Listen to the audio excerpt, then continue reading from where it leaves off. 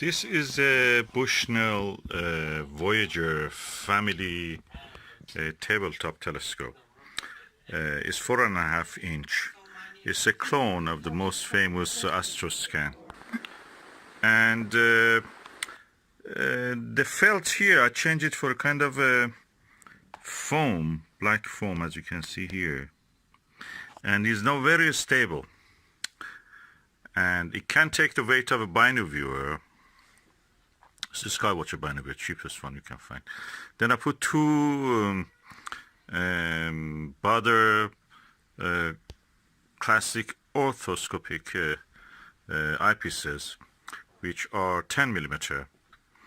And because it could not come to focus, I had a Skywatcher 2X Barlow, and what I did, the end part of it I removed and attached it to the binoviewer, so it comes to focus now easily. And now I can actually see in the Binoviewing without having a big telescope. 4.5 inch on a tabletop Astroscan clone, Edmond Scientific Astroscan clone. I can watch and observe in Binoviewing. The set I was talking about, this is the Barlow, 2x Barlow. If I had a weaker one, probably I would have used it. I have to dig for it, but at the moment that's enough. And that's the telescope.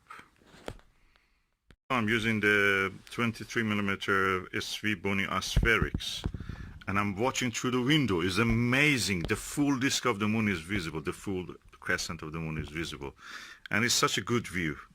I wish that you could see this. Is there a way to show this? I'm not sure.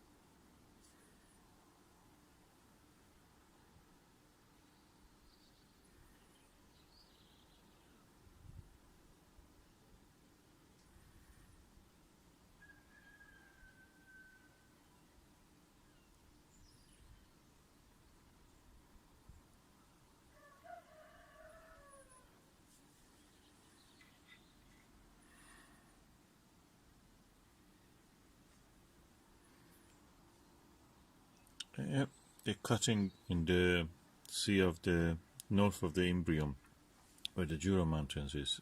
What is called actually the part near the Caucasian Mountains is Alpine Valley. Amazing.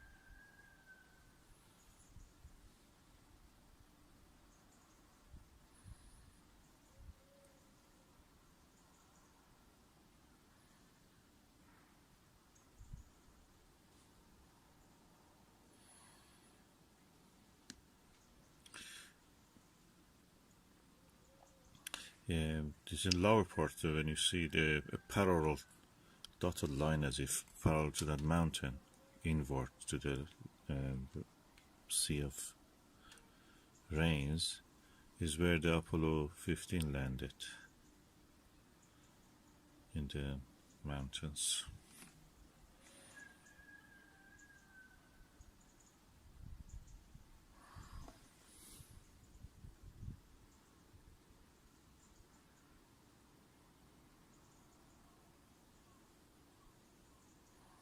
I'll try to zoom on down.